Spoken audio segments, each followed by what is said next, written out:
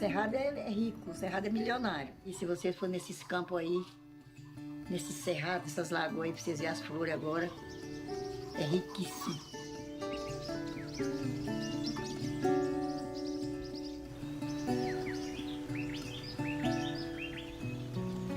Através do Cerrado a gente tem a água, tem a vida, tem o sustento, tem tudo através do Cerrado.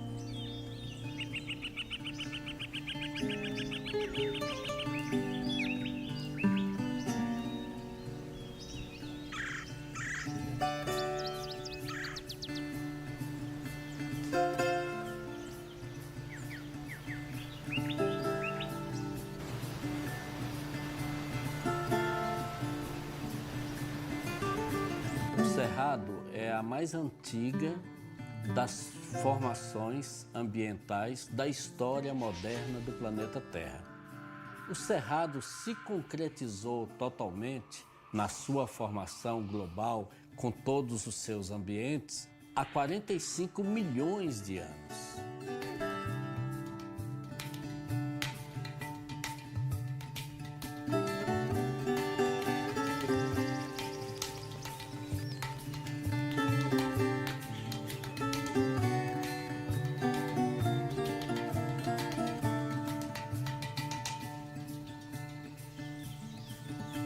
A fauna do Cerrado é especializada, a flora do Cerrado é especializada. Você tem no Cerrado muitos organismos que eles lidaram com diferentes características climáticas do passado, com mudanças climáticas, e sobreviveram.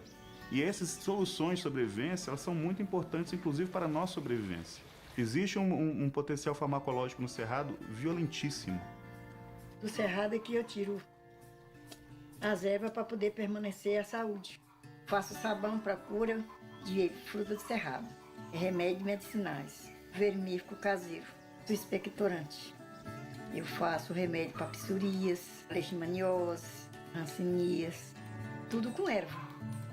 Eu tive uma doença endêmica na região chamada leishmaniose. Tomei plantas do Cerrado, tratei com erva e curei a leishmaniose.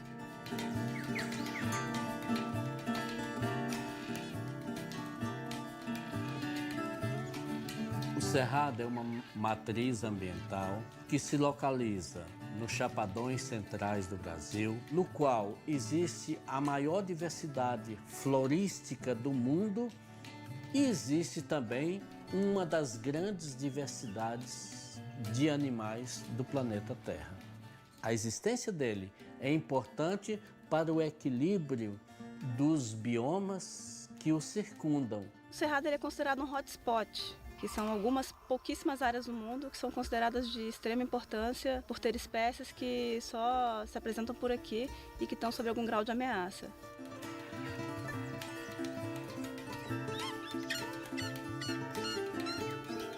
Canela de ema são plantas de crescimento super lento que podem viver mais de 1000 anos de idade. Então, um campo onde você vê muita canela de ema, nunca entrou um trator ali.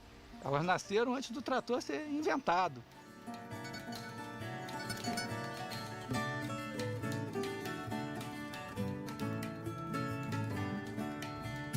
E esse ser tão velho recebeu muito recentemente, há poucos milhares de anos, a visita, e não foi uma visita, que esse ser tão novo veio para ficar. Esse ser tão novo é o homem. E a presença do homem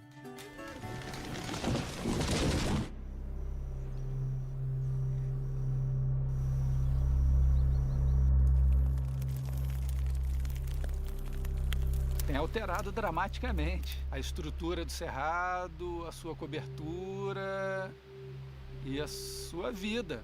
Todo mundo fala, estão destruindo a Amazônia. Cara, o que estão fazendo com o Cerrado é muito pior e muito mais rápido. O Cerrado já chegou ao seu clímax evolutivo, o que significa que, uma vez degradado, ele não se recupera nunca mais na plenitude de sua biodiversidade. O que era a cobertura original do Cerrado, 50% hoje já não existe mais, do que as delimitações do bioma de acordo com o IBGE. Ele já entrou num processo de extinção praticamente irreversível, né? O que resta são pequenas manchas de área preservada nas unidades de conservação.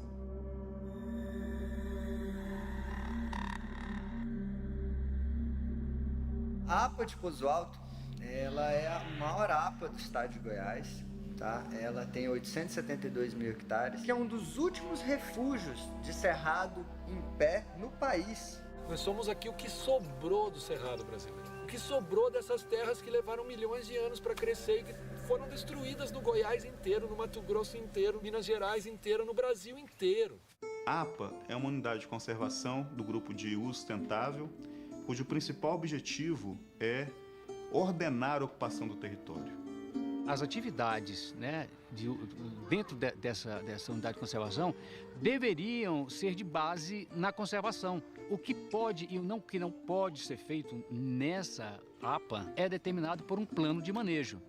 Então, o fundamental para uma APA é uma articulação ampla, né, com diversos setores da sociedade que vivem na APA, e a construção de acordos, né? O plano de manejo é um grande acordo de convivência na APA. E o plano de manejo que foi inicialmente proposto é algo assim que é praticamente a institucionalização de crimes ambientais, né?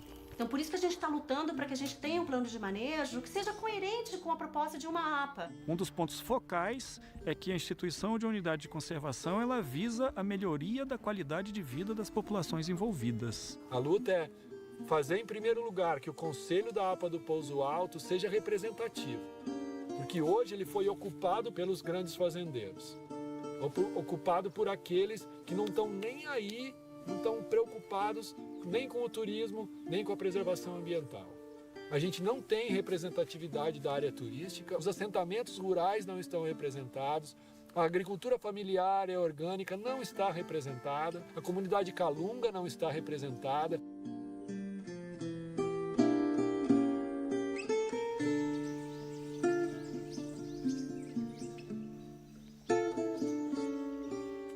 O sítio histórico e patrimônio cultural Calunga é o Quilombo Calunga, que é o maior quilombo do Brasil, onde está no município de Cavalcante, Teresina e Monte Alegre.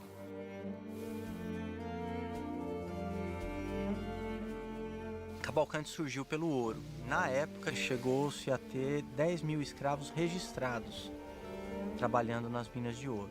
Esse quilombo ele se formou dessa mistura dos fugidos, dos abandonados e depois dos alforriados e tal. E ele permaneceu, né, muito isolado. Calunga, pra gente, foi um povo sofrido que chegou por aqui para esconder, sobreviveram e aqui está. Eu tenho orgulho de ser calunga. Eu nasci e criei aqui e as coisas para nós tudo aqui era difícil, tudo era dificultoso. E nós temos que cuidar das coisas de nós mesmos daqui do mato. Cuidar das raízes de pau para sobreviver, para tratar da saúde. E nesse tempo o povo aqui era tudo sadio, era difícil eu falar com uma pessoa. Hoje em dia aqui, o que eu estou sentindo mais coisa que a doença aqui está mais do que era. Quem é o calunga honrado de verdade continua calunga até hoje, usando a tradição, tanto nas plantas medicinais, no modo de ser e a cultura. O que tem mudado hoje no calunga é a melhoria, a qualidade de vida, né? Que eu sei que tem que melhorar muito, mas tem melhorado, porque às vezes as pessoas confundem cultura com pobreza.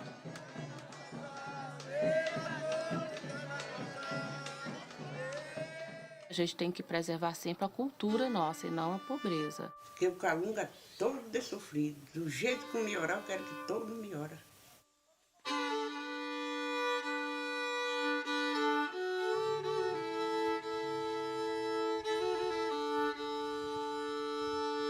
Eu quero mais força para o calunga. Para melhorar nossa comunidade. Mas não quero nada de destruir nossa comunidade, não. O território Calunga é grande. Na verdade, é o maior território quilombola do mundo. Tem 272 mil hectares.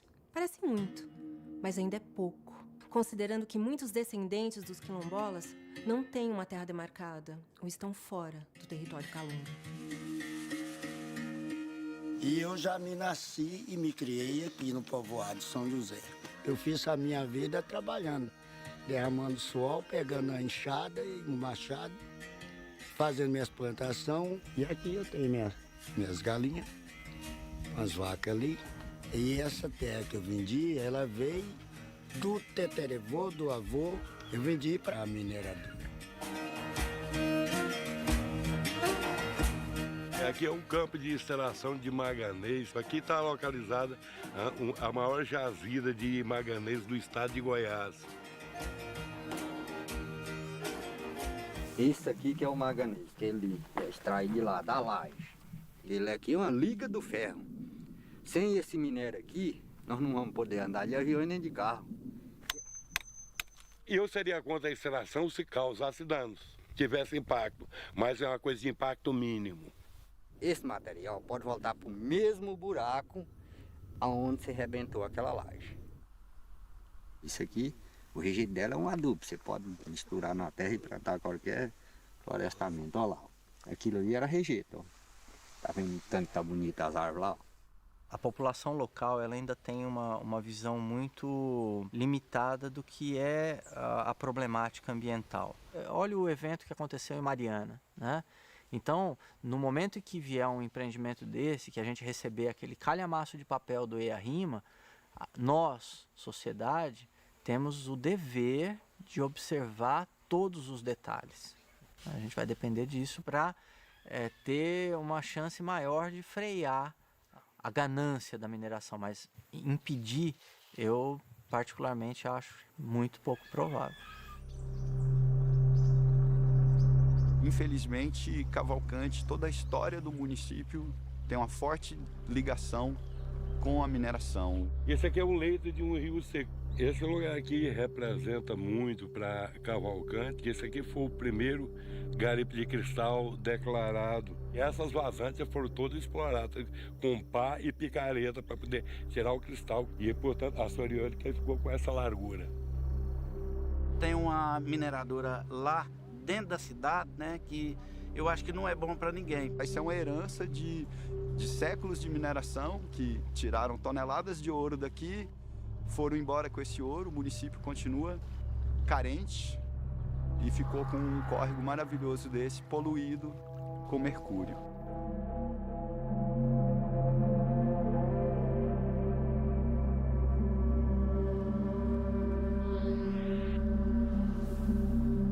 De ouro, diamante, tudo tinha nesse rio e estava sendo explorado.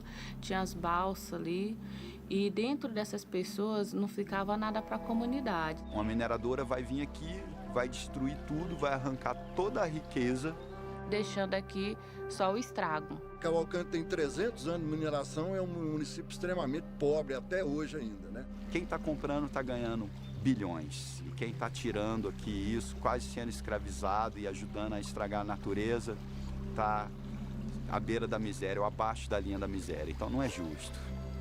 Eu considero hoje mineração a principal ameaça da Chapada dos Veadeiros.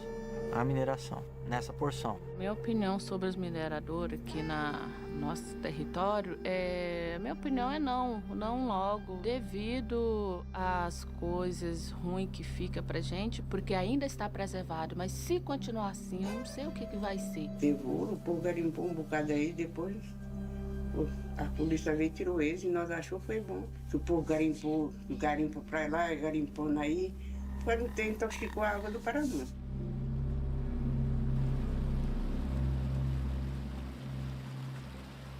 Cavalcante é uma província mineral riquíssima. O município, como um todo, acha importante essa atividade. No município, ela não pode ser predatória. Tudo que seja para preservar é bem-vindo. Desde que eles venham com a medida não de castração e sim de construção, tudo bem. Eu vivo do minério. Acho que, de certa forma, poderia haver uma área sendo 100% protegida e algumas áreas que já estão degradadas e ainda tem minério que pudessem continuar para não gerar, inclusive, conflitos, né? O que nós precisamos é minerar com responsabilidade ambiental, responsabilidade social e tudo mais. Apesar do potencial minerário do município de Cavalcante, o setor que mais emprega e mais gera renda no município hoje, muito mais do que minerador, é turismo. O turismo distribui renda. Então, realmente, assim, em termos de interesse da população, em termos sociais, ambientais e tudo, o turismo é muito atraente para o município. Uma coisa tinha que conviver com a outra até que naturalmente o ecoturismo se fortalecesse, que as pessoas, as famílias aqui passassem a depender mais do ecoturismo e menos de um garimpo ilegal.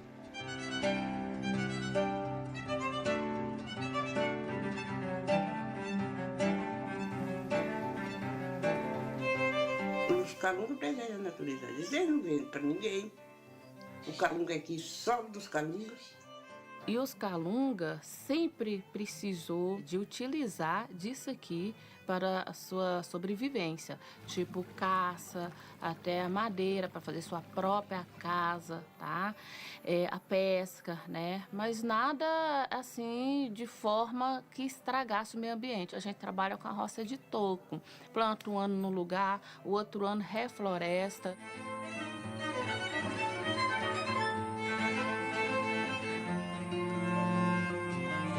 A gente planta de 5 a 6 anos seguidos. Aí depois a gente deixa essa roça e faz outra roça em outro mato. Daqui 6 anos, este broto aqui, ó, depois que deixa a roça, ele já vai estar nessa espessura, já pode fazer outra roça novamente. Dá para você ver o tanto que já regenerou a mata. 1 ano até 5 anos já está o mato, igualmente essa outra parte aqui, ó. E isso que a gente faz é passado de geração em geração. E esse tipo de terra aqui é terra de cultura, é produtos mesmo orgânico nativo da terra, não precisa colocar nada de químico. São sementes crioulas, são sementes centenárias que a gente utiliza a cada ano e sempre renovando esse tipo de semente. É o qual nós alimentamos a nossa família, né? E para os vizinhos também. Aqui não tem nada de trator e nem veneno. Aqui a gente planta aí, dá por conta própria aí. Tudo é daqui, é feijão, arroz, milho para dar galinha, couro. Meu pai me ensinou eu trabalhar desse jeito. Essa aqui, desse maduro aqui, assim, é minha. Ali já é de outro dono, ali já é outro dono. Acolá já é outro dono. Aí tem milhares de donos aqui, dentro desse local. Nós que plantou.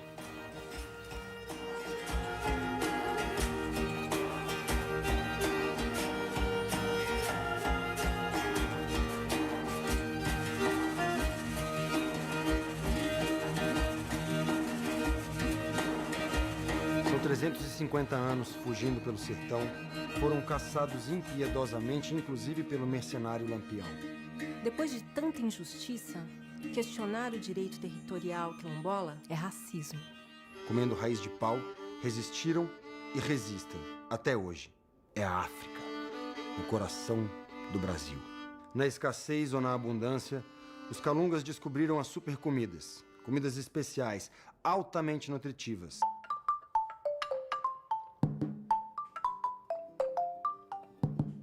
Todo o alimento do cerrado, quando você come ele além de nutrir, ele te cura, ele tem o poder de curar, ele trabalha seu organismo. Quando eu cheguei a Alto Paraíso, eu comecei a trabalhar em alguns lugares e comecei a observar o tanto de fruta que estava sendo desperdiçado.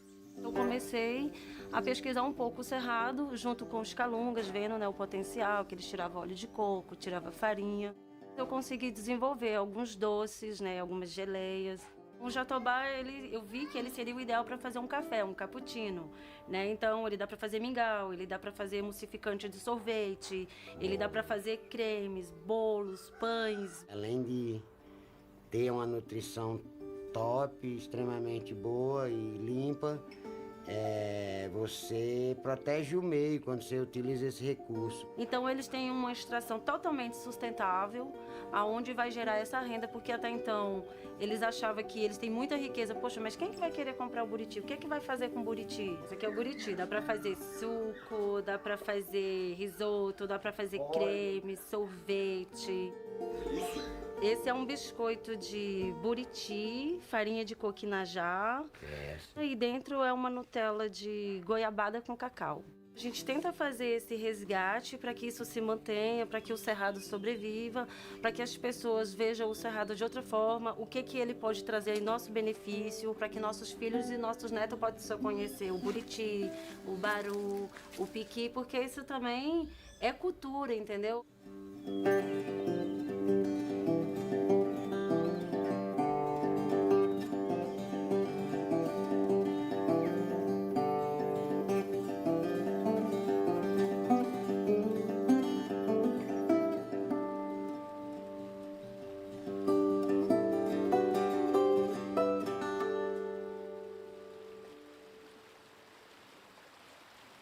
Todo mundo olha para o cerrado como aquele lugar das árvores retorcidas e secas, mas é graças a isso que a gente tem tanta água nascendo aqui.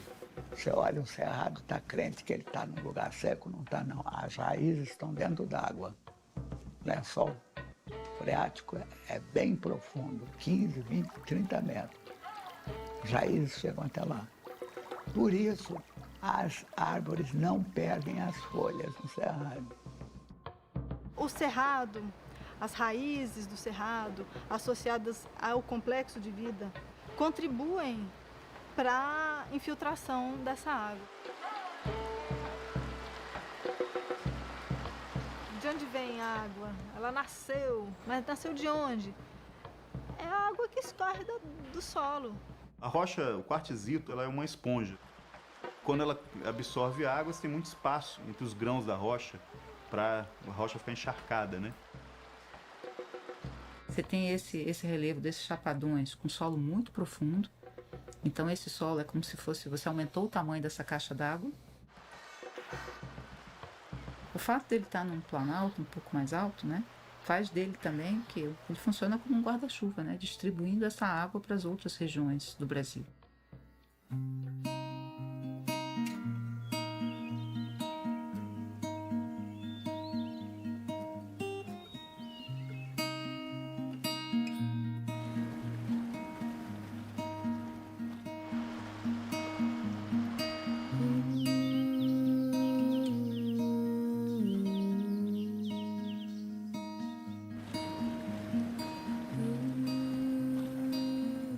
Água. O que a gente faz sem água? Sem água não dá. A água é vida. A água é tudo.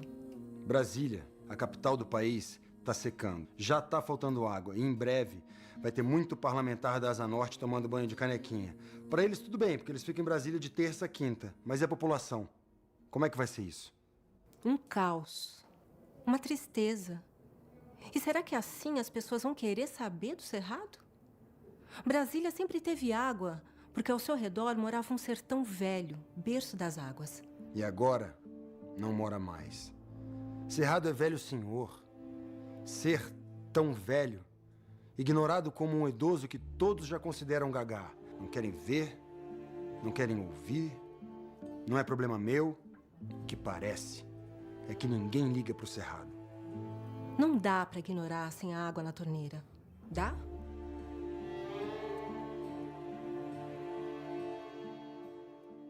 A gente está sabendo também que o avanço da fronteira agrícola e tudo isso que ele traz por trás está minando esse berço das águas.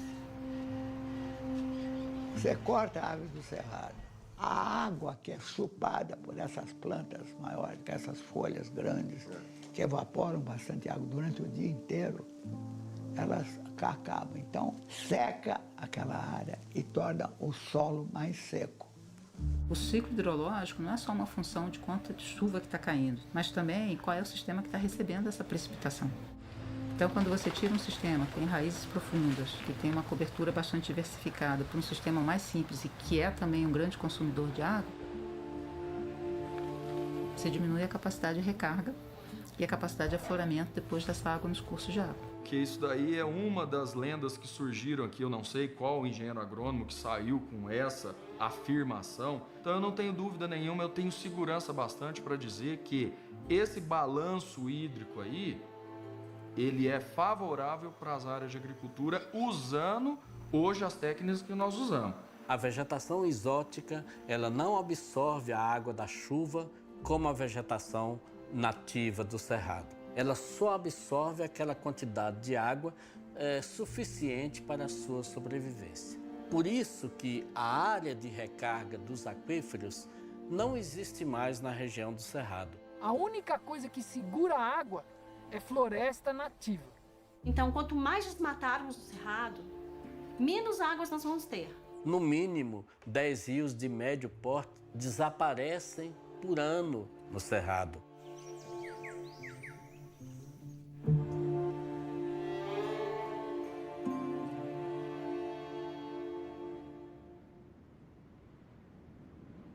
Ali tem a área da Fazenda Gavião, né? Que é um dos maiores latifúndios aqui do estado de Goiás. A Fazenda Gavião é um latifúndio que fica colado na cerca do Parque Nacional da Chapada dos Veadeiros. Só no ano de 2016, o órgão governamental de fiscalização, o Instituto Chico Mendes, esteve 3 vezes na área e encontrou coisas inaceitáveis. Foram 4 autuações.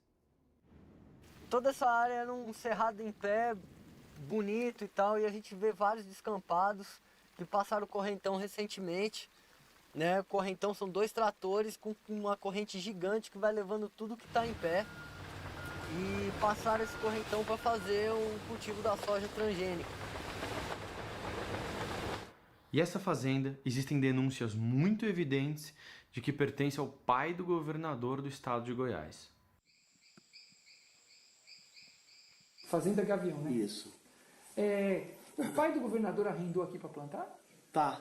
Tá arrendado É o seu Ferreira, né? Faz o Marconi Perímetro. Ele tá plantando aquela área lá. Plantando um pouco. Aí essa região aqui ele comprou umas 5 fazendas. 5 fazendas? Tudo para mexer de soja? Soja, nada. O que você acha que esses asfaltos estão saindo aí? Não é à toa, não. Tem muito piquezeiro derrubado, fizeram um cemitério de piquezeiros lá, gigantes assim. O piquezeiro é protegido por lei. De piqui centenário, empilhado assim, tudo empilhado. A raiz estilhaçada, a marca da corrente, que foi no correntão, ainda cabe 2 multas por danificar a PP, de 2 códigos. E você acha que o pessoal da Fazenda Gavião, por exemplo, agora vai parar com o negócio de desmatamento ilegal lá? Eu não sei quem é essa fazenda. Você não sabe essa fazenda? Eu não tenho esses detalhes todos. Dizem que a fazenda é do seu pai, tá no nome do seu pai, sua Ferreirinha. Eu não sei. Meu pai tem uma fazenda aqui perto, no município de Colinas. Mas eu não sei como é que ela chama também, não. Se é isso, se não é. E outra coisa, eu até já pedi para ele vender esse pedaço de terra que ele tem lá, para nós não termos qualquer tipo de comprometimento em relação a isso. São 5 mandatos na mão desse mesmo governo PSDB. Eles apoiam, sim, essa política dos ruralistas. É temerário nós deixarmos um patrimônio de tão grande valor como a Chapada dos Veadeiros na mão de decisão de um Estado guiado pelo agronegócio. Estão destruindo um meio ambiente, um ecossistema para sempre. O que mais me preocupa é algo muito sério, que é a extinção do cerrado. Uma área plana, uma área de solo profundo, uma área que tem toda uma vocação para a agricultura. Eu tenho possibilidade de abrir novas áreas? É moralmente justificável a gente continuar fazendo esse tipo de coisa, sabendo que vai ter consequências no futuro e não mudar nossa maneira de lidar com a terra, de lidar com a conservação, de lidar com o futuro? Que dinheiro que paga isso? A diversidade não tem preço. Mas ainda assim, ela é vendida, destruída para sempre. Eu preservo, eu sou penalizado. Se eu preservar, eu sou penalizado. O cara quer. Se eu preservo, todos querem a sua fazenda. Quer desapropriar você, quer expoliar você, quer fazer parte em cima de você. E quem é que paga essa conta? E os anos de vida que o cara deixou de viajar, de comprar o carro, devia ter vendido. Não, ele preservou. Então, estou aqui fazendo a defesa do agricultor mesmo, porque eu sou agricultor, tenho que defender minha causa. É óbvio. Preservar é o pior negócio do mundo. Não é não. O pior negócio é a soja transgênica. Primeiro, porque é um caminho sem volta. E segundo, porque a longo prazo dá prejuízo mesmo. O ciclo econômico da soja no Cerrado é de apenas 6 anos. Se fizer tudo direitinho, com rotação de cultura e tudo mais, vai para 12. Mas ainda assim, é pouco. À medida em que a produtividade diminui, o fazendeiro vai só rolando as dívidas. Os contratos com as multinacionais do agronegócio são duradouros. E, eventualmente, o produtor não consegue atingir a meta do contrato. Contrato esse onde a terra é a garantia válida. Dizem que o Marçal perdeu parte das terras dele. Na verdade, eu não perdi terra alguma, porque eu sei usar bem os tribunais.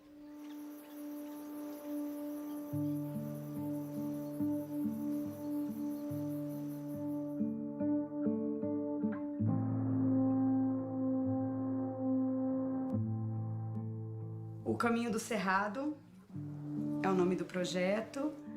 Esse nome surgiu por conta da devastação que está acontecendo, né, do caminho de Brasília até Alto Paraíso, na GO 118.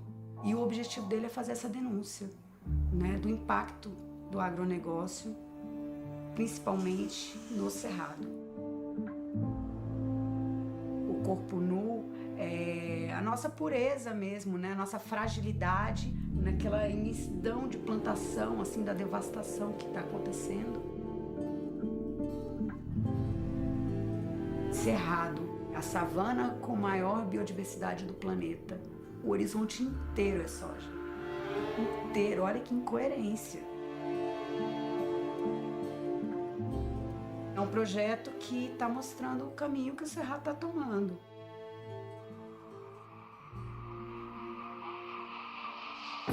Silêncio, vazio, quase nenhum rio, calor, calafrio, clarão sombrio. Tem que ter um retorno econômico para aqueles que preservam e prestam serviço para a humanidade. Vai preservar de graça? Alguém trabalha de graça? Alguma empresa trabalha de graça? Por que o produtor rural tem que preservar de graça? É possível fazer produção e é possível fazer com ecologia? É, mas a custo. Quem paga esse custo é o produtor. Uma região que tem muito pouca área propícia à agricultura, certo? E pecuária, ela certamente vai crescer em cima das áreas de pastagem e muitas vezes a pessoa vai abrir mão das áreas de cerrado. Principalmente se um dia nós tivermos um pagamento por serviço ambiental eficiente e que remunere para que a pessoa pense 2 vezes antes da conversão de novas áreas.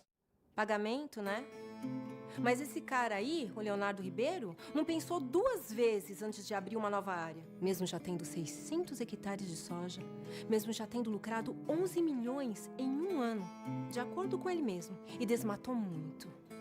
E bem no Rio dos Couros, área vizinha do Parque Nacional. Dinheiro por serviços ambientais ajuda, é verdade. Mas o problema é outro. É espiritual. A ganância. Homens ocos, homens loucos, grandes vândalos. O Código Florestal Brasileiro permite a devastação de 80% de uma área privada no Cerrado. 80%. Tudo isso. E 85% do Cerrado está em áreas privadas, ou seja, áreas de fazendeiros. Então, o Cerrado está desprotegido. Aves, árvores no chão, dor no coração. A grande cultura que expande hoje no Cerrado é a soja. Ela ocupa aí 90% de toda a expansão da agricultura nos últimos 15 anos. No Cerrado, o risco de desmatamento nas próximas décadas é da ordem de 40 milhões de hectares, respeitando o Código Florestal. Cortou o Cerrado. Primeira coisa, já um efeito de clima, de umidade. Segundo efeito, permitir a erosão. Nós estamos falando de solos de cerrado extremamente pobres, certo? Que hoje estão dando produtividades nos solos mais férteis do mundo. Como foi feito isso daí? Através de investimento em calcário, através de investimento em fósforo, através de investimento em correção de solo. Outro erro, excesso de calcário mobiliza até mesmo a estrutura do solo. O solo se torna mais friável, mais erodível, perde nutrientes. Você usa o que é tecnicamente recomendável.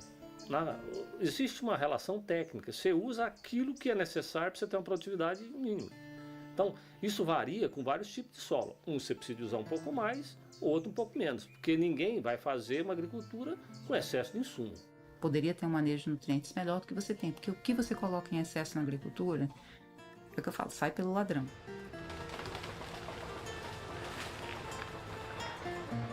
E no caso de fósforo e nitrogênio, ou você contamina a atmosfera com gás de efeito estufa,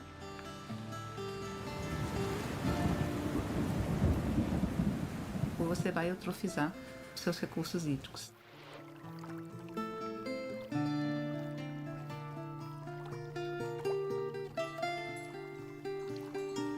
Passo arado, joga calcário para corrigir a acidez ou joga adubo para aumentar a fertilidade, você alterou as condições de solo.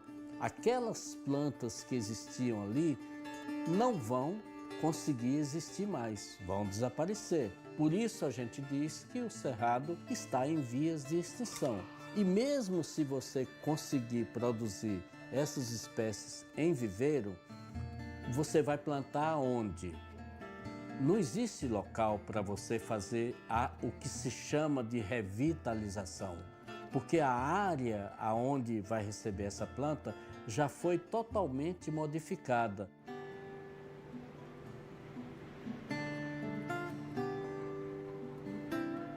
Quanto mais adubo, mais calcário bota, mais inseticida tem que usar. Porque você acabou com a biodiversidade. As pragas invadem.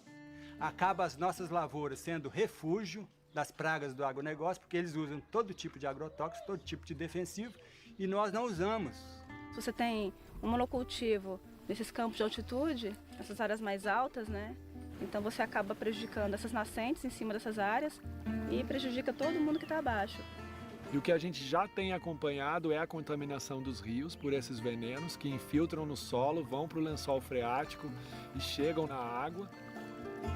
Você poluir um lençol, um aquífero, você pode levar milhares, às vezes milhões de anos para poder recuperar e essa água se tornar disponível novamente. A gente é o maior consumidor, né, de veneno do planeta. Isso é sério. Em 2013, foram consumidos 1 bilhão de litros de agrotóxicos no Brasil. Uma cota per capita de 5 litros por habitante. E existem 14 tipos de venenos extremamente nocivos para a nossa saúde que continuam sendo usados no Brasil. São venenos banidos em outras partes do mundo. Viramos mercado de escoamento do veneno recusado pelo resto do mundo. É muito veneno. E os nossos insetos, né, estão sofrendo de forma muito agressiva nos últimos tempos pelo agrotóxico. Você não tem mais esse agente polinizador. Sem polinização, a planta não produz fruto. E sem fruto, ela não tem filho para se reproduzir. Isso simplesmente leva à extinção daquela espécie. Qualquer que seja o sistema produtivo que é baseado em pesticidas, baseado em morte, não é bom para o cerrado, não é bom para a vida. Uma área de proteção ambiental, como é que a gente vai envenenar uma área de proteção ambiental? Então não é esse modelo de desenvolvimento que a gente quer. A gente quer um desenvolvimento com base na conservação. O plano de manejo pode vir restringir a aplicação de agrotóxicos por pulverização aérea. O plano de manejo ele pode vir trazer a proibição de uso de transgênicos na região. Então, sem essa proteção e sem a consciência da importância, né, dessas áreas, do berço das águas, a gente realmente vai acabar presenciando ainda na nossa geração a extinção do cerrado. E isso compromete as águas nacionais, porque o cerrado como um todo, ele é responsável em média de 75% da vazão das principais bacias do país. Uma bacia em particular tem 97% de suas águas provenientes do cerrado. A bacia do Rio São Francisco. De Minas ao Nordeste, o Rio da Integração Nacional está secando, morrendo. Mas quem liga? Eu ligo. Se esse ser tão velho, cerrado, berço das águas, continuar desprotegido, ele pode virar o túmulo das águas. E se você ainda tem dúvidas de que o Brasil precisa de uma lei para proteger o cerrado, pense no velho Chico, o São Francisco, que abastece 14 milhões de pessoas e é a esperança de um pouco de água para o povo nordestino. Você acha que a gente está exagerando? Veja Sobradinho, está operando com 3% de sua capacidade. Mas e quando essa água acabar? Climate Wars. Refugiados do clima. Já ouviu falar? Há quem diga que o sertão nordestino já foi exuberante, com florestas e rios abundantes. Mas por que então hoje ele é assim? Foi a degradação do cerrado, da caatinga e da mata atlântica para plantar cana. A cana se acabou, o solo se acabou, a água se acabou. Um povo sem memória está sem história, sem informação. E não consegue se defender, não consegue levantar a cabeça e mudar. Água é vida, água é tudo. Ela está dentro do nosso corpo e ainda assim, ela é vista como simples mercadoria.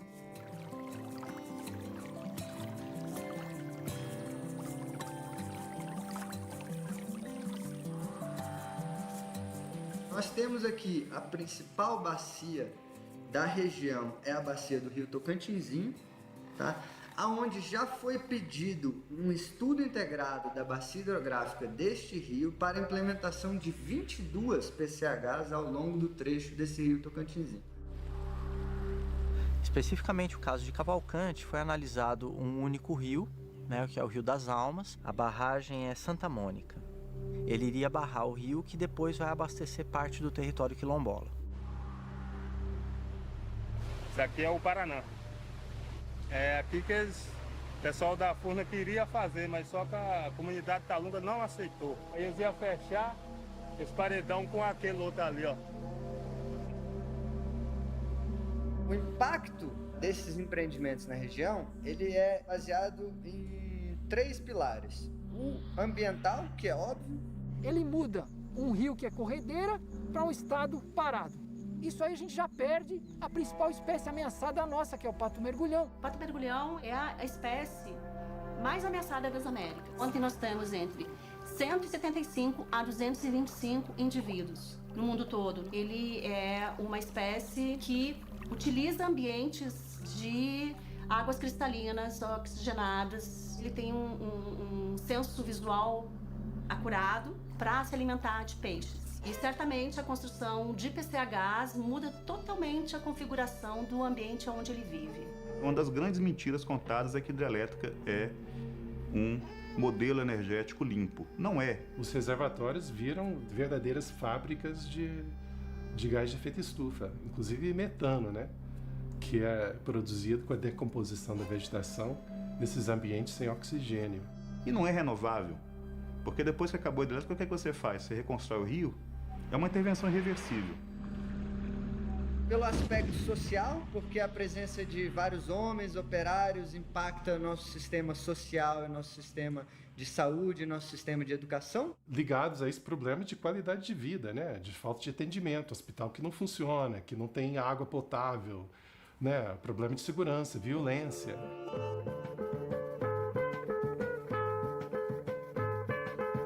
A gente não quer isso. Se sair uma hidrelétrica aqui para nós, é como a gente perdeu uma pessoa da família, um filho.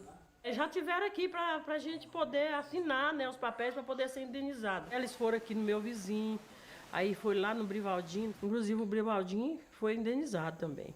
A primeira coisa que eles fazem com a população local é tentar dar a impressão de que é um fato consumado.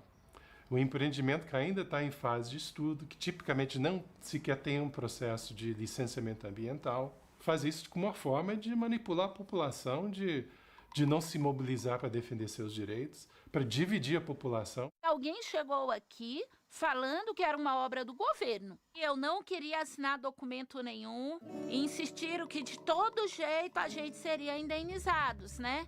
E que de todo jeito ia sair.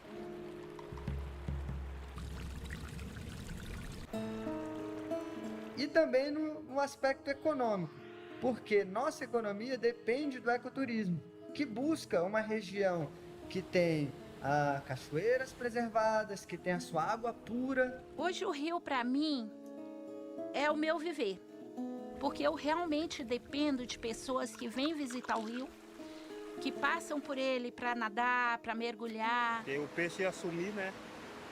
E também ia acabar o rio, aqui também é onde eu faço minhas viagens. Eu não quero estar viva para me ver, porque eu acho que vai doer muito. Vai me matar assim, ó, lá dentro, vai me arrancar minha vida. Hoje, do jeito que o plano de manejo nos foi apresentado, está autorizada a construção de pequenas centrais hidrelétricas na APA do Pouso Alto, na área de proteção ambiental. 99% dessa energia vai sair para outras intenções, que são mineração no local, para polos industriais, para as grandes cidades. A gente não é radicalmente contra a construção das PCHs, a gente precisa estudar caso a caso. É a pressão daqueles que vão ganhar economicamente com essa ação. Arranjos feitos com empreiteiras que eu não sei se são muito legais, que acabam fazendo com que esse modelo seja um modelo aplicado. A construção de PCHs no rio Tocantinzinho foi autorizada. A empresa Realma, de propriedade da família Caiado, está prestes a iniciar a construção das usinas Colinas, Serrana Bela, Concórdia, Bom Sucesso, Harmonia e Renascença, todas no rio Tocantinzinho. Pode-se ouvir o som de tratores destruindo o cerrado. E a margem esquerda do rio já foi toda desmatada. Eu vou pedir eles, com amor e carinho, que pelo amor de Deus, que eles nunca fazem essa barragem aqui, deixa nós conservar a nossa vida. Isso que nós estamos pedindo a eles, o governo, o presidente, o deputado, isso que eu peço a eles, pelo amor de Deus, tenha dó de quem sofre. Não pejirica ninguém que já foi sofrido, que é sofrido. O país tem a sua matriz energética baseada na hidroeletricidade. Isso foi construído a partir dos anos 70. Nós temos aqui empreendimentos hidrelétricos de Serra da Mesa. É o maior volume de água do Brasil, 54 bilhões de metros cúbicos. Serra da Mesa, em 90 anos, não vai conseguir mais produzir energia elétrica, porque a sedimentação assoreia o lago. E isso aí acaba inviabilizando a produção de energia elétrica. Por menor que seja, vai ter um impacto em toda a comunidade planctônica, que são os micro-organismos que são a base da alimentação de muitos outros peixes. Então isso não tem como ser compatível. Não dá, não cabe. Hoje nós temos duas situações diferentes dos anos 70. Uma delas é a escassez hídrica, que já é uma realidade em todo o país, e o advento da energia solar como tecnologia alternativa à energia hidrelétrica. A construção de uma PCH, pelo volume de energia que ela vai gerar, ela é mais barata, ela é mais rentável, então o custo-benefício é melhor, é mais interessante. A região da Chapada dos Veadeiros está incluída como o segundo melhor lugar em termos de potencial de incidência solar do país. Nós temos uma estação seca que são 6 meses do ano de sol pleno, de 6 da manhã às 6 da tarde. Então nós temos como rejeitar esse empreendimento dando uma solução para a matriz energética, que é a energia solar.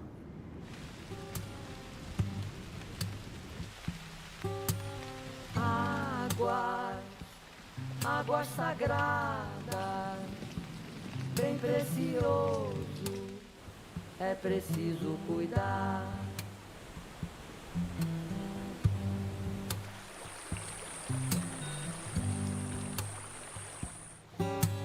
Todos os seres sobreviventes dependem da água para sobreviver.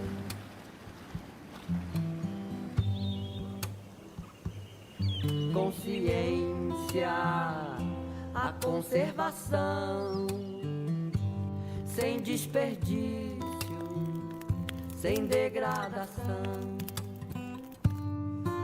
Na terra, nas nuvens, na chuva, no ar. Nascemos das águas do céu e do mar.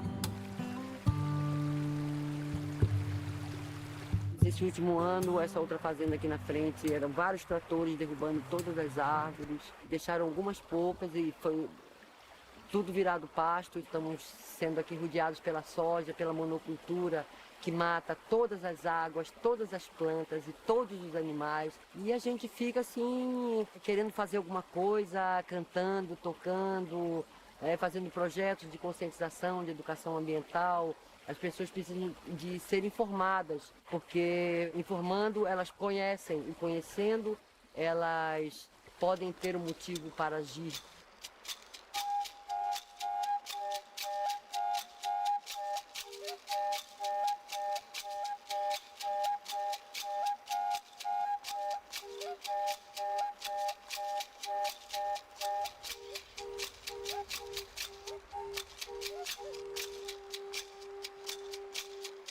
É um momento muito especial criar essa nova região chamada Matopiba. Que inclui Maranhão, Piauí, Tocantins e Bahia. O Matopiba é visto como uma grande área de fronteira agrícola. As grandes áreas em que a produção de alimento no mundo tende a se expandir. Na verdade, foi uma dezena de grandes fazendeiros que se interessaram pelo Matopibas, justamente pela possibilidade de expandir o seu patrimônio. A expansão se fez, sobretudo, em áreas de cerrado, convertendo diretamente cerrado em produção de grãos, soja, essencialmente. Então, hoje, a área que está ocorrendo desmatamento é o Matopiba, e isso é preocupante. Nós estamos transformando e aumentando a produção de grãos sem desmatamento, sem desmatamento, sem desmatamento. Não é só a área convertida, são as áreas degradadas que ficaram.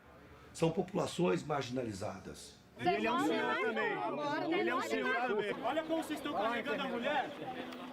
Ei, não existe não, irmão. Me sentindo muito triste. Estou me sentindo muito triste de uma injustiça dessa. Para mim ser saída daqui a força bruta por causa de fazendeiro aí. Dizer que é dono do mundo sem ser. Hoje a gente planta 80 mil hectares. São 10 mil hectares de milho safrinha, 65 mil hectares de soja, 3 mil hectares de milho safra normal e 12 mil hectares de algodão.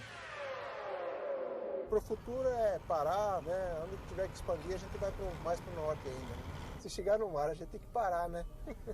Então a gente está vendo hoje um processo de concentração fundiária, que não era comum você falar, o cara tem 5 mil, 10 mil, 20 mil hectares de terra. Hoje isso está virando algo comum, né? No Matopiba, poucos têm muito. 0,5% da população concentra 60% da riqueza. E 80% da população é considerada muito pobre. São famílias que têm uma renda mensal inferior a R$ 700. O que é o Matopiba? Você vai pegar as últimas reservas, resquícios de cerrado e transformar tudo isso em produção de commodities. Você vai colher frutos durante 5 anos, 10 anos e deixar para gerações futuras um deserto. E para o país inteiro você vai deixar uma grande crise econômica e social que não sabemos as consequências dela. Uma crise de fome e de sede. Porque no sistema de produção do agronegócio brasileiro, uma única semente patenteada por uma empresa estrangeira só funciona com pesticida, também dessa empresa. Isso cria um vínculo de dependência entre o fazendeiro e empresas multinacionais. Criamos super pragas e, para combatê-las, super pesticidas. Com o tempo e a disseminação desse sistema, as sementes tradicionais e biologicamente diversas se perdem. E perdemos, assim, qualquer chance de sair desse sistema. Diversidade significa sobrevivência. significa ser capaz de continuar a produzir. Por isso, falar em crise de fome não é exagero. O sertão velho cerrado não está em risco. Quem está em risco é o ser humano. A atual política agrícola e agrária esqueceu que o ser humano está incluso na cadeia ecológica. Esse argumento de que o agronegócio é o salvador do Brasil, aumenta o PIB, é mentira.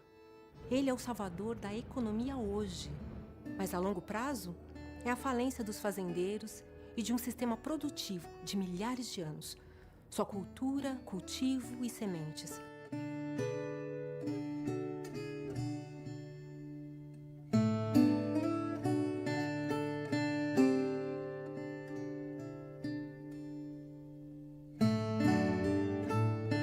Você pega a soja brasileira e exporta para a China, né? A China não está comprando a poluição que a gente jogou nos nossos cursos de água. A gente não está exportando grão, a gente está exportando água, a gente está exportando biodiversidade, a gente está exportando solo.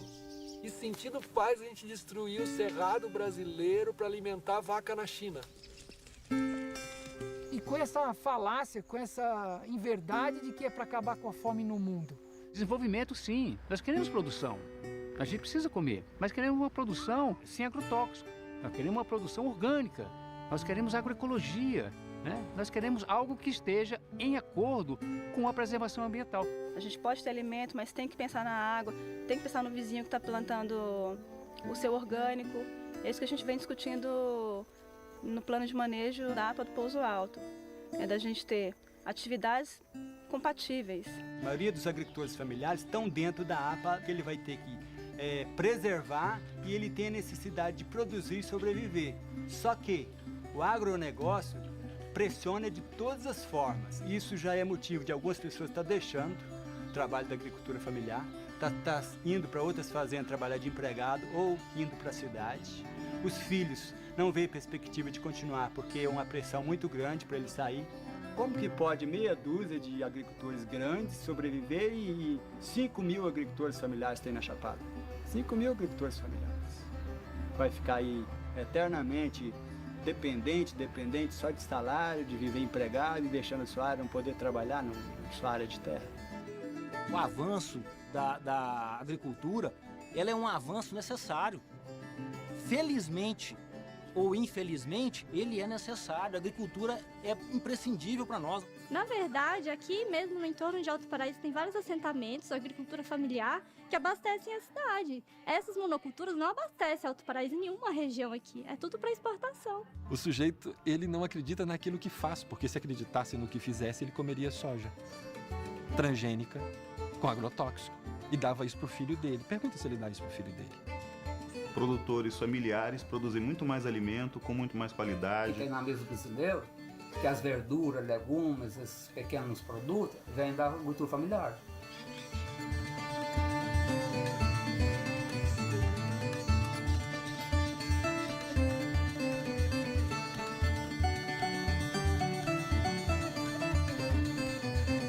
A agroecologia, o princípio básico dela é o homem do campo, é o bem-estar social daquela família que está ali. Mas é também o bem-estar social aqui, é comer sem veneno. É muito bom, né? Porque a gente pode se alimentar bem, pode passar isso para os outros, né? Saber que você está se integrando com a sociedade de forma justa, né? Está fazendo bem e recebendo bem, né? Está recebendo seu sustento através da saúde dos outros.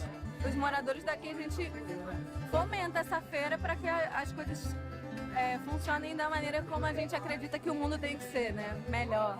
O grande barato da história é a comercialização direta. Ou seja, quem você encontra na feira vendendo é o produtor, não tem um atravessador ali na tua frente vendendo. É o cara que está produzindo. Você pergunta para ele, ele te diz, ó, eu botei isso, botei isso, botei isso. Trabalho com a própria semente minha. Minha própria semente. Eu não trabalho com soja, com milho, nada transgênico. Nem compro. Sem veneno que se produz alimento. Alimento e veneno não combinam. Não tem nada a ver uma coisa com outra. Começaram com essa história de veneno na década de 60. Né? Antes disso, a gente produzia muito bem sem veneno. Cenoura, rabanete, rúcula, a serralha, que é nativa. A gente tira tudo daqui da hortinha, ó. É a rúcula, mostarda, couve, coentro, alho. Tem aqui um pé de boldo, isso aqui é pé de mandioca, isso aqui é um pé de romã. Essas coisas, até o feijão a gente planta. Serve de couve, né?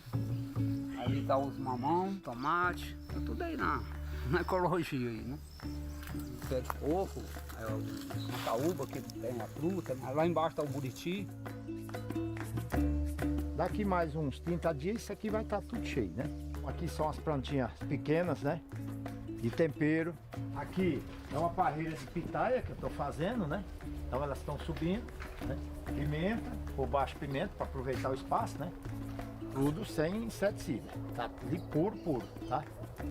Toda a agricultura tem impacto, mas ela pode ter, inclusive, impacto positivo.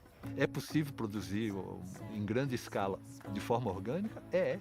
Inclusive com grande biodiversidade também. O sistema orgânico ela é muito mais eficiente economicamente. Em muitas culturas, feijão, soja, nós conseguimos chegar a uma produtividade próxima do convencional e temos um rendimento de produção equivalente. Como ir para o orgânico se você não tem uma transição? Então nós temos a parte de produção integrada, aonde incorpora sistemas técnicos convencionais com sistemas orgânicos, aonde tem um meio termo. Viver de floresta e produzir alimentos na floresta, com floresta, posso mostrar que funciona. O ser humano podia se reconciliar com o planeta, por termos desligado da vida no planeta, achando que nós somos os inteligentes e não vendo que somos parte de um sistema inteligente. Trabalhar para criarmos áreas de inclusão permanente e não áreas de proteção permanente do ser humano. O que se vê com o crescimento de agrofloresta é o renascimento da natureza, é a reestruturação do solo para ele ganhar uma vida própria e ganhar em vida útil, produzindo alimentos para N gerações. O agricultor familiar, o pequeno agricultor, ele não quer acabar com sua água, ele não quer acabar com sua mata, ele quer preservar porque ele pretende continuar ali. E quando a gente estuda agrofloresta, permacultura, quando você vai aprender com a agroecologia, com a agricultura orgânica, com a agricultura familiar, eu me arrepio para falar. Porque quando você aprende essas coisas, que você se sente parte verdadeira da natureza, cara. E se nós somos agricultor agroecológico ou orgânico, a gente produz de tudo um pouco. Por exemplo, hoje eu faço açúcar mascavo aqui na seca.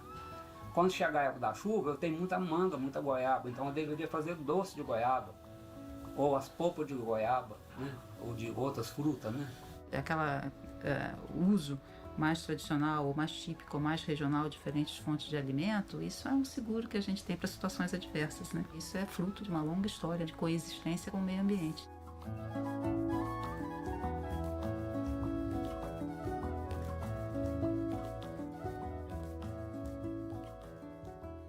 Eu faço parte de uma cooperativa, né? A Cooperativa Agroecológica da região da Chapada dos Veadeiros. E nessa cooperativa, praticamente 100% dos agricultores são agricultores familiares. Já conta com mais de 200 cooperados, atendem os programas do governo federal de aquisição de alimentos. 30% da merenda escolar da região já é atendida pelos nossos produtores orgânicos. São pequenas produções, né? As escolas têm uma necessidade muito grande dessa alimentação. É uma alimentação natural, né? A gente prima por uma alimentação orgânica. E na escola quem que come? É os filhos deles, eles mesmos. Então eles produzem para eles mesmos se alimentar. E o governo paga por isso. É preciso que o Estado traga investimentos para fomentar atividades econômicas compatíveis com o desenvolvimento sustentável da região, que venham trazer geração de riquezas econômicas aliadas à conservação e preservação do meio ambiente. Esse desenvolvimento do plantio de soja, ele vem geralmente só para os donos das terras, né? A mão de obra é muito pequena que se utiliza, são poucos funcionários que precisam. A produção de soja não é uma cultura que emprega muito, né? Muito pelo contrário, a expansão da soja, o que ela gera é uma saída das pessoas do campo. O que a gente acredita que traz desenvolvimento são os empregos que não só tragam dividendos, mas que preservem a natureza dessa região, né? Que inclua a família, que faça as crianças que crescem aqui amarem esse lugar. Existe realmente outro modelo de desenvolvimento para esse país, baseado na conservação, baseado na biodiversidade, baseado na água, baseado na riqueza social, cultural das comunidades tradicionais.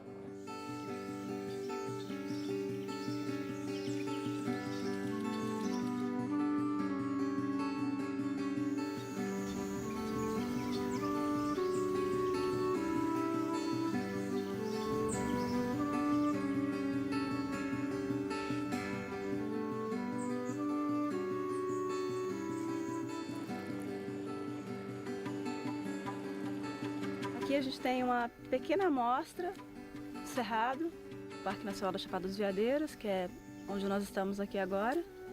Quando aquele parque foi criado, no governo Juscelino, ele tinha aproximadamente 700 mil hectares.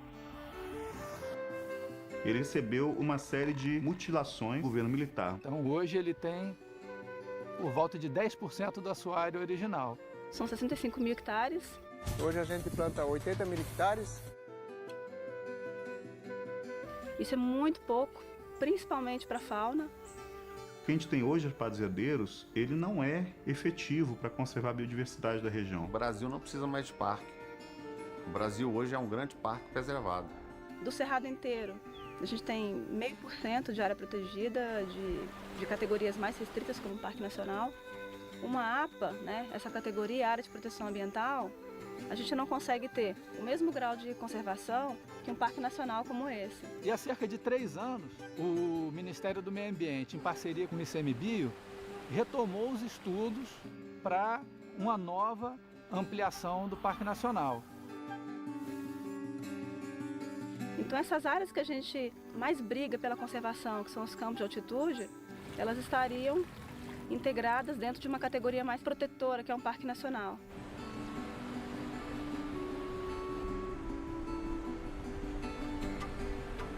Nós já temos também um documento formal do Estado, que o governador autoriza a criação do parque, e nós iremos assinar. Nós vamos ser surpreendidos agora com alguém dizendo, olha, agora sua propriedade não é mais sua. O Brasil requereu e você vai receber quando Deus quiser. O Parque Nacional foi criado há 60 anos atrás, até hoje tem gente que não foi indenizado. Eles primeiro têm que olhar a situação do parque atual e ver como é que vão fazer com o novo parque. Um parque como esse, que está tendo problemas na sua criação, por causa dos poucos proprietários, é bom que se diga, não são muitos, da ampliação do parque, são poucas propriedades. Nós vamos tentar, sim, resolver da melhor maneira possível. Até hoje a gente correu atrás de preservar e da nossa fazenda. Agora nós vamos correr atrás do nosso processo e do dinheiro que ela vale. Eles têm direito, a terra é deles, eu não estou querendo que não seja pago. Eu acho que eles merecem o preço justo.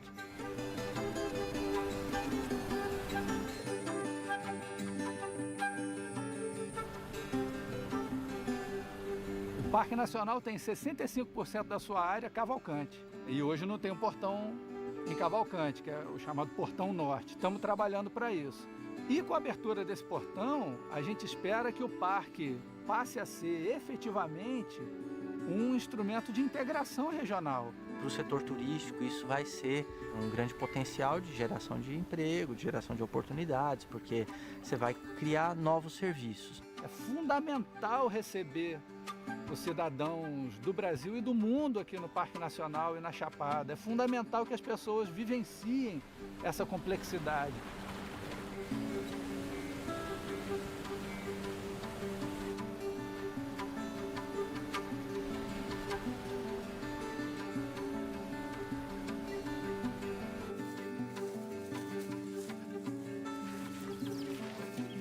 A Chapada dos Veadeiros é um lugar assim bem incrível, o que tem aqui, né, de natureza. Ninguém estaria aqui hoje se isso aqui fosse tudo plantação de soja, não tenho a menor dúvida disso. E estamos caminhando com os meninos na cachoeira, tendo contato com a natureza. A importância do turismo, né, é na qualidade de vida, né?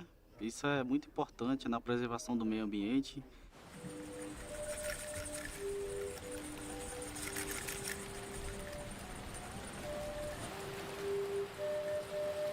O Cerrado é o coração do Brasil, ele interliga todos os biomas, ele distribui água para todos os biomas. Como que um bioma tão importante que abastece quase o país todo não tem uma lei? Daí que nasceu a Fundação Mais Cerrado. O primeiro passo é a gente conseguir fazer uma pressão para ter uma lei do Cerrado. Isso é uma necessidade. Nosso trabalho é muito de conexão, atores, especialistas. Fazer essa interligação para fortalecer a rede, para que o Cerrado ele realmente seja pauta. Eu já estou ficando totalmente dentro dessa causa, quero lutar, fui chamado com o coração e eu chamo todos vocês a virem junto. Vamos fazer desse lugar aqui um exemplo pro mundo, né? Não é só pro Brasil, não. E não só Alto Paraíso, como a APA do Pouso Alto, que são 6 municípios na região. Quando a gente entrou nessa situação da APA de Pouso Alto, a gente viu 2 furos. Primeiro furo, que é o próprio plano de manejo que estava sendo apresentado de forma insustentável. O segundo furo, e que pra gente da Fundação foi uma das coisas que a gente entrou em ação com o Ministério Público, é a falta de representatividades dentro do Conselho. A sociedade civil fez uma mobilização muito forte, muito importante, da qual fez necessário a readequação dos estudos para o plano de manejo para uma proposta que seja mais coerente com os interesses de preservação da região. Cerrado em pé, é o que a gente quer! Cerrado em pé, é o que a gente quer! May all the beings in all the worlds be happy and be free.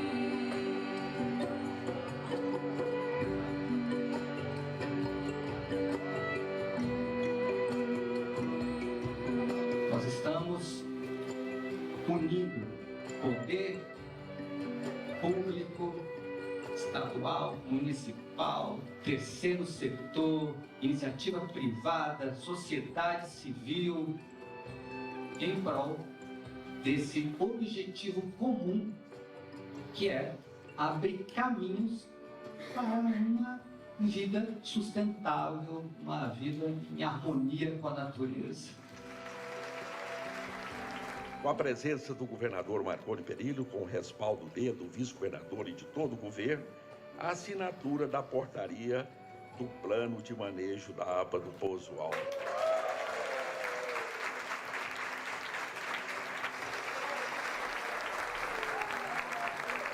Nós estamos hoje somando esforços, né? Estamos assinando acordos de cooperação, né, para realmente colocar em prática do plano de manejo, né, que foi tão sonhado, que foi tão desejado por todos. Do ponto de vista de discussão e de encontrar caminhos dentro da sustentabilidade, esse plano de manejo é um marco. Houveram vitórias, houveram sem dúvida. Todas as nascentes da APA vão ter aumento de suas APPs de 30 para 100 metros. Os principais rios da região também vão ter suas APPs aumentadas. Essa faixa de mata, de proteção, ela é importante para os recursos hídricos, para a biodiversidade. Tem espaço para monocultura de soja também, mas não em toda parte. E há áreas intangíveis, onde não é possível qualquer intervenção humana. É preciso que todos se conscientizem da importância da preservação do meio ambiente. Isso não pode ser uma coisa só para ecologistas, tem que ser de todos. Outro avanço, a criação dos grupos de trabalho. É o único plano de manejo que você conclui e permanece os GTs já discutindo para quando chegar na época da revisão, é um GT que está discutindo agrotóxico, está discutindo a transição de pecuária para lavoura, está discutindo mineração e está discutindo energia. A gente já tinha sido acordado que não haveria PCHs. Então eu queria saber da senhora se a senhora pode garantir que não vai haver PCHs, porque parece que o texto que foi homologado não é o que tinha sido discutido. Aquele texto que nós aprovamos juntos, ele está lá. Apesar de toda a discussão e concordância sobre o tema das hidrelétricas, o parágrafo 4, que impedia que elas ocorressem, não foi publicado. Que foi publicado no plano de manejo, todos os conselheiros, de forma unânime, aprovaram o texto como está. Com relação ao PCH especificamente, teve 2 pontos que eu reconheço que foram conflitantes. O grupo de trabalho vai trazer o que vai ser feito no futuro. O grupo de trabalho não é isento. Esse é Bernardo Caiado. Sua família é dona da empresa Rialma, a empresa que pretende construir as barragens na Chapada dos Veadeiros. Os mesmos que compraram as terras do Brivaldinho e da Marina. Caiado se auto-indicou como coordenador do grupo de trabalho e conseguiu a aprovação de uma resolução que não só autoriza a construção das barragens na APA, mas as incentiva. No apagar das luzes de um conselho viciado, partidário, Bernardo Caiado conseguiu avançar com os planos de sua família. Muito provavelmente, as hidrelétricas no Rio Tocantinzinho irão ocorrer. No Rio Paraná e no Rio Almas. Da questão, por exemplo, do Bernardo Caiado, né? Ele não é morador. Por que ele é um conselheiro? Pode isso? Eu prefiro não comentar porque é uma questão bem delicada que já está sendo tratada. Infelizmente, nós não tivemos, como havia sido previsto, a assinatura do decreto com a nova composição do Conselho. O Conselho é um palco de discussão, de abertura de assuntos para a gente chegar, de preferência, em um consenso, em uma negociação, para que a gente possa resolver os problemas da APA do Poço Alto. O atual Conselho ele é completamente comprometido com os interesses da agricultura industrial.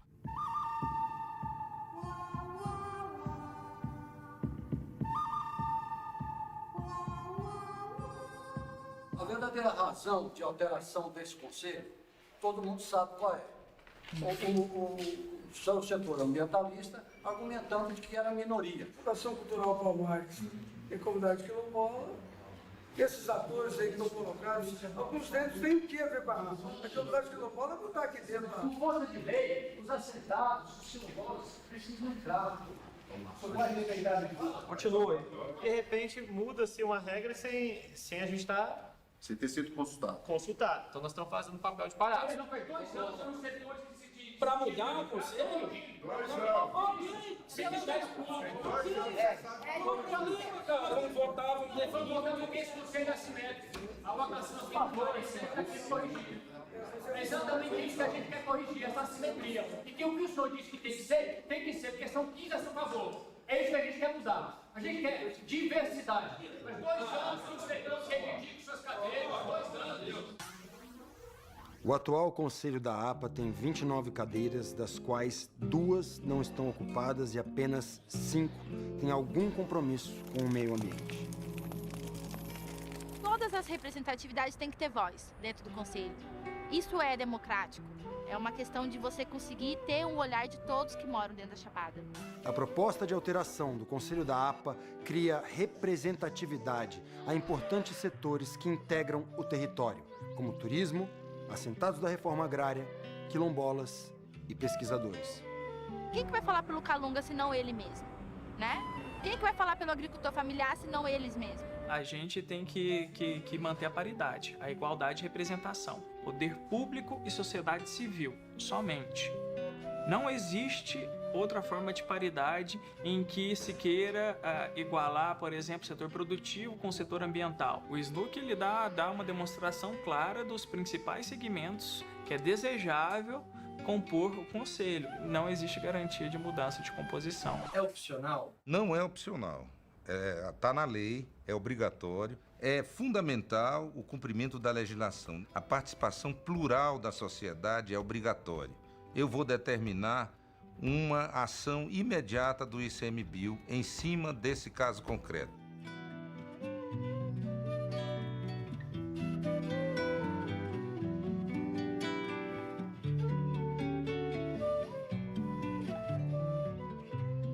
Não estou satisfeito com essa limitação do meio ambiente. Ela vem engessando muito o desenvolvimento de certas áreas, de certos setores, como o setor do agronegócio, como o setor da mineração, da produção de energia. O que o agronegócio vinculado à política pensa do Cerrado? Que aquilo ali é uma reserva de expansão agrícola, que aquilo ali não pode ter restrições.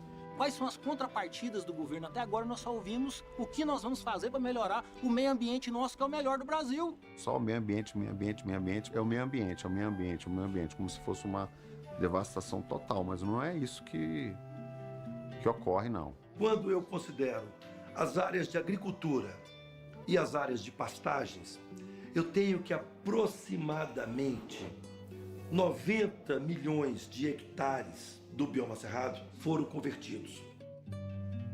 Essa área convertida, ela tem impactos, comprometendo os estoques de carbono. O cerrado tem o solo oligotrófico. Mas o que é isso? Solo oligotrófico é o solo que carece de nutrientes básicos. E isso é importante porque as plantas do cerrado retiram do ar o seu alimento. E qual é o alimento dessas plantas? O CO2, limpando com isso a atmosfera e impedindo cada vez mais o avanço do efeito estufa. A maneira como se dá o balanço de radiação, o balanço de energia e as trocas entre superfície e atmosfera foram profundamente alteradas.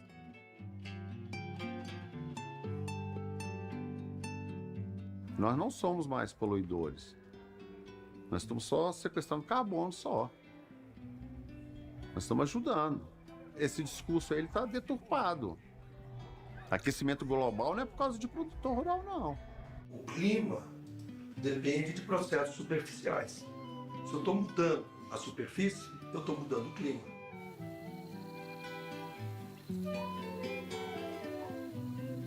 Tem um falso dilema que foi plantado no Brasil de que produção agrícola e conservação são inimigos, são antagônicos. Isso é uma inverdade. Se você olhar a situação da pecuária, que é a atividade que ocupou mais território, ela convive com números de produtividade assim extremamente baixos. Então o Brasil tem grandes condições de melhorar sua performance na pecuária e disponibilizar espaço para poder expandir as outras culturas. Tudo isso num ambiente de conservação. Sustentabilidade talvez pudesse ser traduzida como viabilidade, como aquilo que de fato é possível na atual conjuntura. É um outro modelo que o mundo exige hoje, simplesmente porque é a viabilidade de um futuro. O amanhã só existirá se existir para todos. Não existe amanhã para um, existe amanhã para todos. Nós estamos todos no mesmo barco. É isso que todas as convenções climáticas do mundo falam o tempo todo. Sustentabilidade é isso, é cuidar da nossa casa, da nossa terra, da nossa água, do nosso ar. O caminho não é combater o agronegócio, o caminho é fortalecer os outros meios de valorizar a cultura, de valorizar o cerrado, de valorizar o povo que aqui mora, como a agroecologia, agricultura orgânica, o turismo é fundamental.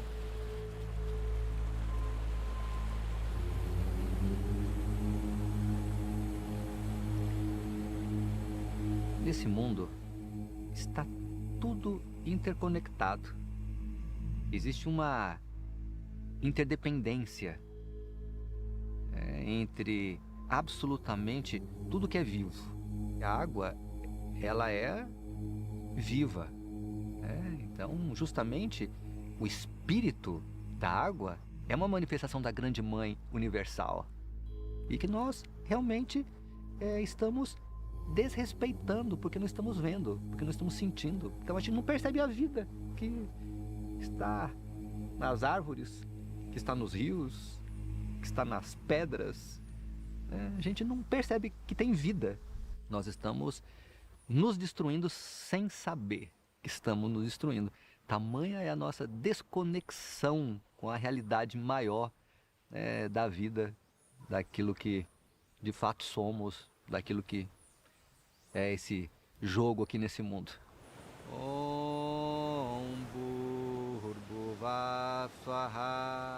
Que em todos os três mundos, terrestre, astral e celestial, que eu possa meditar sob o esplendor daquele sol que nos ilumina, que toda a luz dourada acalente o nosso entendimento e nos guie em direção à morada sagrada. Tat Savitur Varenyam Bhargo Devasya Dhimahi Dhiyo Yo Nah Prachodhaya.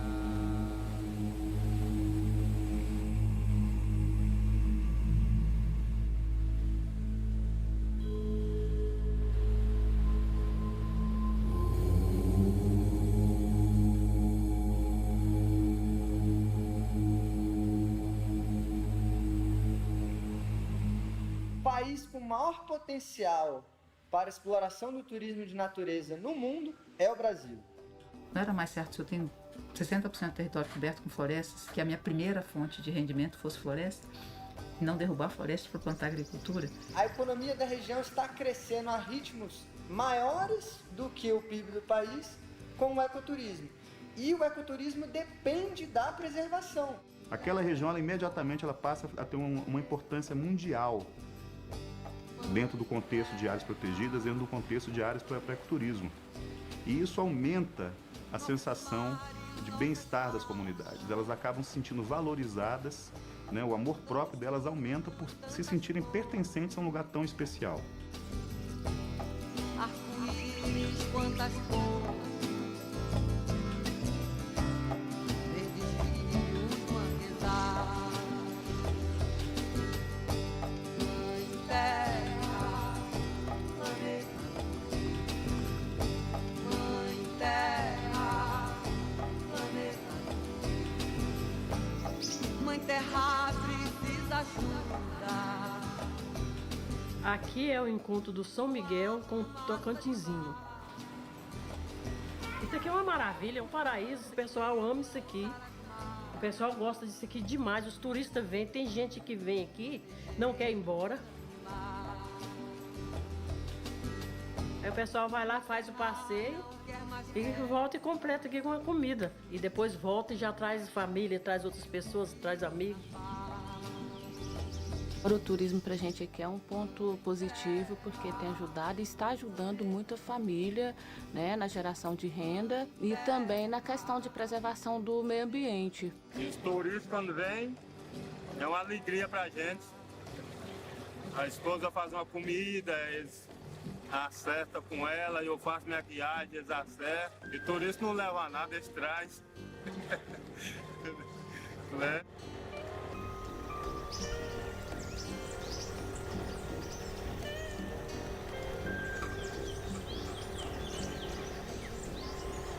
Quando você pode aliar a visitação a um ambiente natural, preservado, você vai e visita uma comunidade quilombola, você vai comer uma comida preparada por eles, plantada por eles. O turismo ele tem o poder da transformação para essa comunidade local. E as pessoas hoje têm a oportunidade de terem o seu próprio negócio, abrirem sua própria lanchonete, seu próprio camping, sua própria pousadinha, ser um guia turístico. Então você acaba tendo um alcance muito maior, né, na distribuição da renda por conta do turismo. E especialmente quando você fala de ecoturista, né? O turista que costuma visitar áreas protegidas, ele tem um perfil diferenciado, porque ele valoriza o que tem de importante na localidade. Ele quer aprender sobre a história do local, a história geológica, a história ecológica, a história social. Ele acha importante experimentar produtos locais, ele acha importante conhecer manifestações culturais locais, artesanato local. E tudo isso acaba criando uma maior possibilidade de distribuição de renda. É um benefício socioambiental, né? Porque são pessoas que às vezes tinham que depender de estar retirando algo da natureza para a sua sobrevivência, que hoje já vivem conduzindo visitantes de ecoturismo e acabam trabalhando também como monitores aí dos impactos socioambientais da visitação.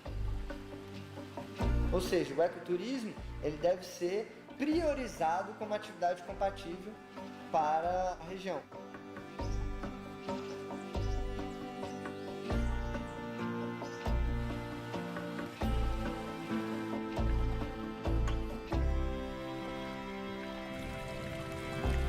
A história da relação do homem com o cerrado, do ser tão novo com o ser tão velho, não tem sido uma história legal. Mas a gente espera que a gente passe a cuidar do cerrado e entender que o cerrado é complexo e é cheio de vida e que a vida merece ser cuidada e merece continuar aqui. E tem espaço e condição da gente viver junto.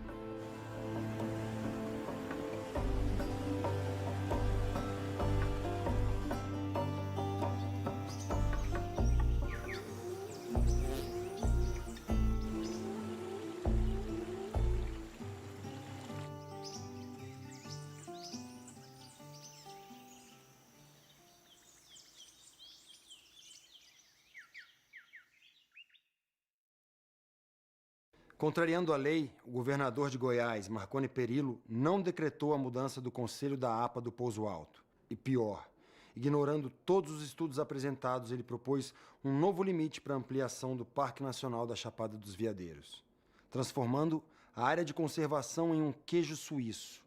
Até divulgaram uma notícia falsa dizendo que o parque ia aumentar em 90 mil hectares. A proposta não beneficiaria nem a população e nem o meio ambiente. A Fundação Mais Cerrado e outras instituições fizeram muita pressão e o Instituto Chico Mendes não aceitou a proposta do governo goiano. E essa assinatura do presidente, ela está demorando porque o governo do estado de Goiás resolveu interferir nesse processo. Mas, Sarney, o governo do estado de Goiás trouxe uma proposta que veio através do Vilmar Rocha e a proposta, de acordo com ele, veio através da demanda de alguns fazendeiros da FAEG e do Leonardo Ribeiro, que é um fazendeiro específico que a gente conhece. Então quer dizer que quem manda é o Leonardo, ele que manda na ampliação do parque? Não, na realidade, quem manda, em última instância, é o presidente da República. Uma notícia bombástica abalou o Brasil. Temer 3 milhões de reais em propina. Michel Temer gravado ao dar aval Seriam provas a suborno, irrefutáveis. Entregas de dinheiro. Vários deputados pedindo o impeachment de Temer. Não renunciarei. Temer foi alvo de dezenas de manifestantes pedindo respeito à democracia, aos direitos humanos, aos indígenas e contra o afrouxamento no combate ao desmatamento da Amazônia. Amanhã recomeça o julgamento da ação que pede a cassação da chapa Dilma Temer. Os ministros do TSE vão decidir se houve abuso de poder político e econômico por parte da chapa.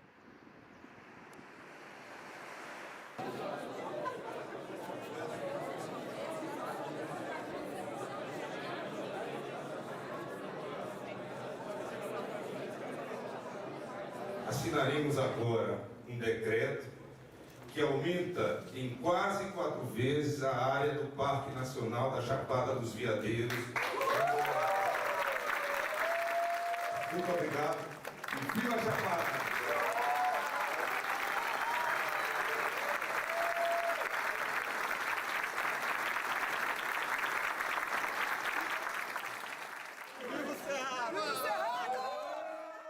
Milagre! Ampliação do parque saiu como queríamos, baseado em estudos e não na vontade de empresários. Mas esse parque que está no papel tem que ser implementado e a gente vai cobrar, porque o sertão velho, cerrado, está cada dia menor, mais fraco e mais seco. E, infelizmente, algumas pessoas ficaram muito insatisfeitas com essa ampliação do parque e estão tacando fogo no cerrado, causando mais destruição ainda na Chapada dos Veadeiros. Criminosos os incêndios que devastam o Parque Nacional da Chapada dos dano Veadeiros irreparável. em Goiás. Está tudo queimado.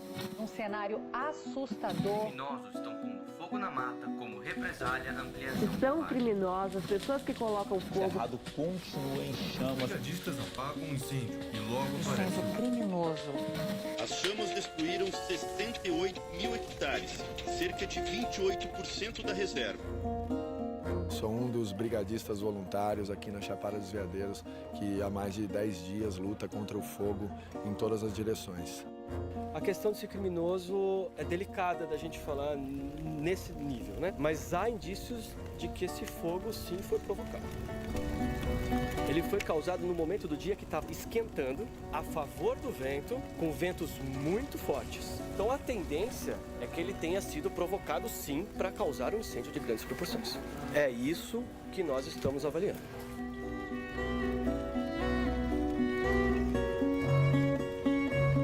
Essa operação é a maior operação de combate a incêndio que o Brasil já teve na sua história.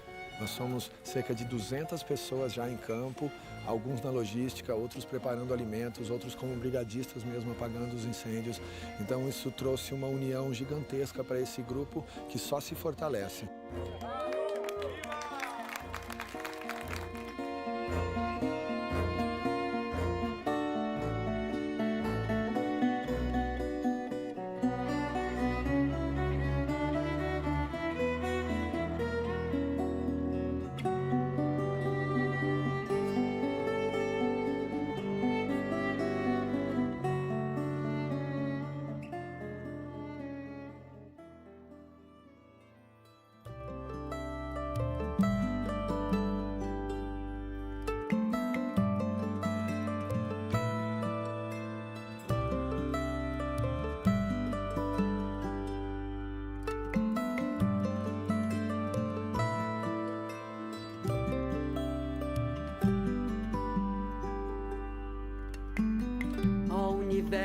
em cada um, em toda parte, em todos nós. Pra ti não há momento além do sempre, não há lugar além de tudo. Me separa e nunca para, me separa e nunca para, me separa e nunca para, me separa.